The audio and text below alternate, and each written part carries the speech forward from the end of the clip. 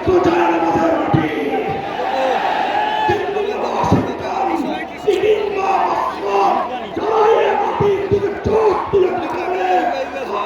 বিরুদ্ধে বারুদ হয়ে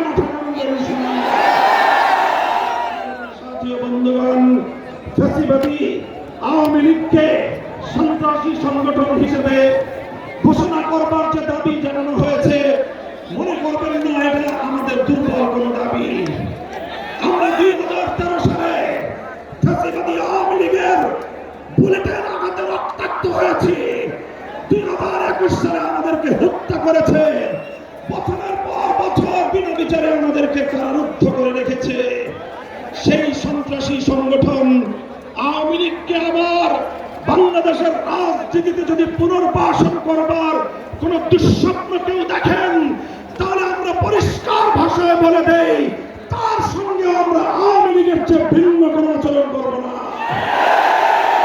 শেখ হাসিনা গিয়েছে যেই পথে, আওয়ামী লীগের দালালরাও যাবে সেই পথে। কোন রাজনৈতিক দল অথবা সরকারের মধ্যে ঘাটতি মেরে বসে থাকা ফ্যাসিবাদের কোন দোষর যদি বাংলার রাজনীতিতে এই ফ্যাসিবাদী শক্তিকে পুনর্বাসিত করবার পায়ে তারা চালায়, তাদের সঙ্গে আমরা লড়াই করব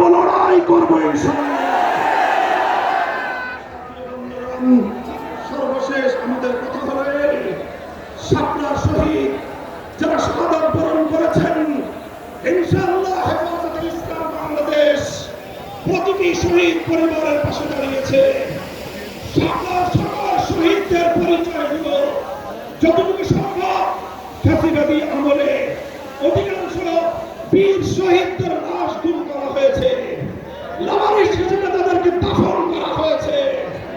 সরকারের তৎকালীন গোয়েন্দা সংস্থার কাছে যদি তার কোনো তথ্য থেকে থাকে, আমি বর্তমান সরকারের কাছে দাবি জানাবো, আমার শাপলা চত্বরের বেওয়ারিশ হিসেবে দাফন হওয়া প্রতিটি লাশ, গুম হওয়া প্রতিটি শহীদের তথ্য উদ্ঘাটন করতে হবে, জাতির কাছে প্রকাশ করতে হবে। এর বাইরে গোটা বাংলাদেশে যতজন বীর শহীদান রয়েছেন, প্রত্যেক শহীদের পরিবারের সঙ্গে যোগাযোগ করে আমাদের সর্বশেষ ভেরিফিকেশন এবং যাচাইয়ের কাজ চলছে। ইনশাআল্লাহ আমরা শাপলার রক্তে রঞ্জিত এই মে মাসের মধ্যে হেফাজতে ইসলামের পক্ষ থেকে আমাদের ভেরিফাইড সেই সকল বীর জাতীয় শহীদদের পরিচয় এবং তাদের গৌরব কথা ইতিহাস জাতির সামনে আমরা তুলে ধরবো ইনশাআল্লাহ।